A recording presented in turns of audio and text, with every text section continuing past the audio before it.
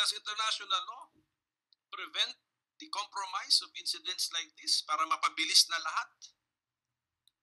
Kailangan ba dumaan pa to sa kaso-kaso to establish liability? I mean, meron na tayong ebidensya, and then can we not, as neighbors, good neighbors, brothers in the Pacific region, in the area, can we not compromise and speed up everything? Hindi naman bawal under international law yan. I think that's encouraged under international law.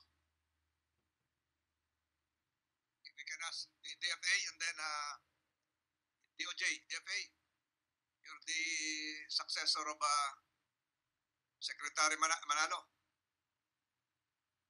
Sir, no, the international law does not stand in the way of a speedy. International law does not prevent the speedy resolution of this issue. Yung anak ni ma'am, Hindi po, sir. hindi na kailangan hintayin yung napakatagal. Naghihintayan pa ng papel, di ba? Sir. Okay. What about DOJ, with the permission of Senator Pimentel? DOJ? Yes, Mr. Chair, no, international law does not prevent us to talk with Marshall Islands to give a speedy So maliwanag, resolution or remedy. to Yun this nga yung situation. purpose ko na mag-usap kayo nung mga biktima, mga survivors, para hindi na tayo mag-implicate ng kung ano-anong provisions ng UNCLOS, ng SOLAS, kung ano-ano pa. Chairman, ganito kasi, accidents do happen. Pag-describe ninyo nung conditions, malakas bang ulan, visibility zero, madilim na, so accidents do happen. Posible namang pure accident ito eh.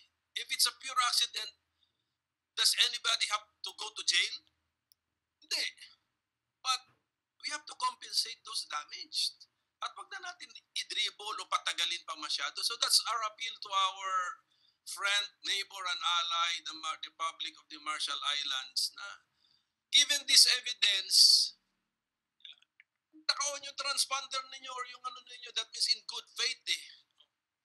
So there's nothing to hide. So wag na po natin ito patagalin. And actually, should the victims be entitled to a certain amount, international law does not prevent paying the entire amount. International law does not prevent paying an initial amount. Diba? All the more. Kasi 10 araw na po eh. I mean, natulungan na ba kayo ng suspected vessel? Wala, di ba? So I am just making this appeal. I mean, let's not make this. We will study this from the point of view. Ang legal point namin is about the regime, kulang ba ang UNCLOS arrangement, or meron bang convention, international agreement na baka hindi tayo member, na kung member tayo, mas maganda, mas mapapabilis ang mga proseso like 1952 Brussels Conventions on penal and civil jurisdictions on collisions at sea. I do not know. Paki-check DFA if we are already as either a signatory or we have ratified it. So, gano'n. So, ang next question mamaya, had we been a member, paano tayo matutulungan kung nangyari na ito, member na tayo? Makakatulong ba ang pag-member natin dito o hindi? Diba? So, but yan yung purpose ng hearing na to. But sana hindi tayo ganun kalegalistic sa pagdating sa pagtulong po sa ating mga victims. So, ang appeal na lang po siguro natin sa Republic of the Marshall Islands because pakisabi nila Mr. Bolivar as to the government of the Marshall Islands, we are friends. Diba? I mean, we are friends, we are allies and neighbors. So magtulungan po tayo. So if let's say ayaw nilang ibigay yung full amount under international law, advance an amount. Diba? Yung balance to follow na kung talagang kumbinsido na rin kayo of your liability.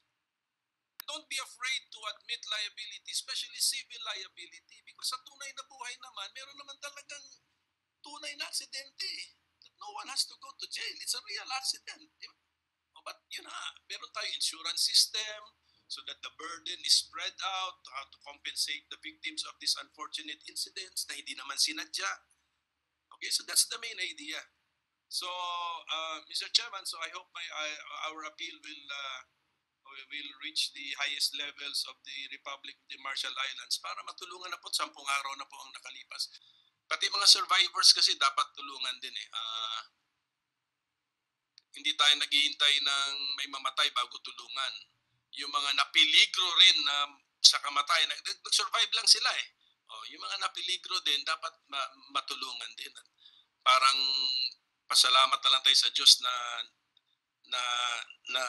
naligtas tayo eh. Pero yung peligro parehas din eh. Yung bang mother's boat natin, tinamaan, ilan po ang sakay nung time na tinamaan na nag-collision? 6 po. Sir. 6, tatlo patay, tatlo nag-survive. Sino yung tatlo po nag-survive doon? Ito po sila. So ito rin sila dumaan talaga sa traumatic emotional experience, who should also be assisted. Of course, kasama din po sila lahat.